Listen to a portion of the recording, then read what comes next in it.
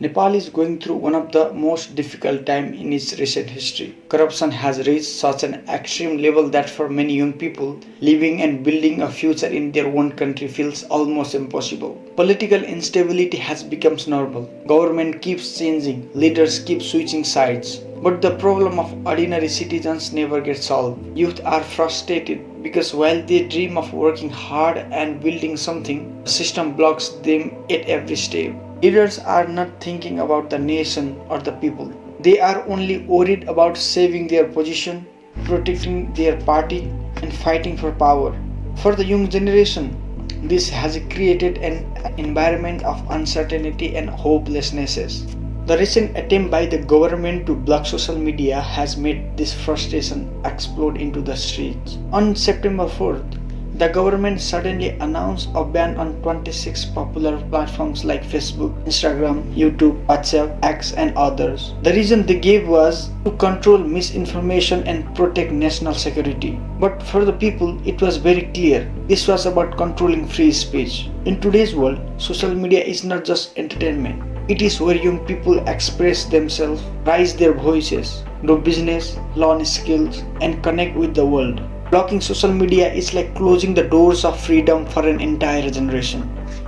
That is why on September 8, tens of thousands of young Nepalis come out to protest. It was not just about the internet. It was about their right to speak, their right to dream, and their right to live in a free country. The protests were massive, energetic, and emotional. But instead of listening to the youth, the government responded with force. Police used tear gas, water cannons, rubber bullets, and even live fire. By the end of the day, more than 15 young lives were killed, and hundreds were injured. Families are grieving, students are scared, and anger among the youth is only growing stronger. This has become a national tragedy that is being remembered as a turning point. The bigger issue is not just the ban or the protest. The bigger issue is why the generation feels so hopeless. Every year, hundreds of thousands of Nepali leave the country to work abroad because there are no opportunity at home. In 2023 alone, more than 30 million Nepalis left for foreign jobs. Most of them are youth, the very people who should be building Nepal's future. Instead, they are building other countries while their own country is sinking. Why? Because corruption, nepotism, and misuse of power have destroyed the system. Jobs are given based on connections, not talent. Education is expensive but does not guarantee a career. Political leaders keep promoting but never deliver. At the same time, people have lost trust in political parties. A recent survey showed that less than 70% of Nepalis trust political parties. This is a shocking number, but it clearly shows how disconnected the leaders are from the people. Instead of fixing problems, the government is slowly becoming more authoritarian. The attempt to control social media is just one example. Tomorrow it could be something else. Maybe controlling the press, maybe controlling public gatherings. This is why the youth are scared. They feel their voices are being silent, their future is being stolen, and their sacrifices are being ignored. But there is also hope in the dark time. The protests show that the youth are no longer silent.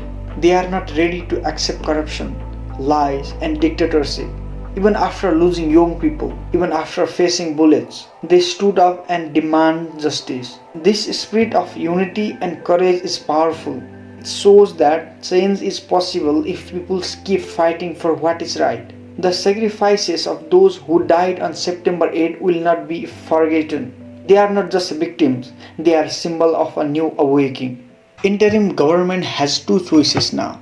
Either it continue to older way and rule with fear, which will only increase anger and instability, or listen to the people, work on mistakes, and start real reforms. The second option is difficult but necessary if Nepal wants to protect democracy. The world is watching. Neighboring countries are watching. International organizations are also paying attention. How the government reacts in the coming days will decide whether Nepal moves toward democracy, develop, or toward older situation. For the youth of Nepal, the message is clear. You are the future and you cannot give up. The road is hard, but your voices are stronger than censorship, stronger than bullets, and stronger than corruption. This fight is not just about social media, it is about dignity, justice, and the dream of a better Nepal. And that dream is worth fighting for. Thank you for watching. Don't forget to like, subscribe, and what you feel express in comment box. Bye bye. See you next video.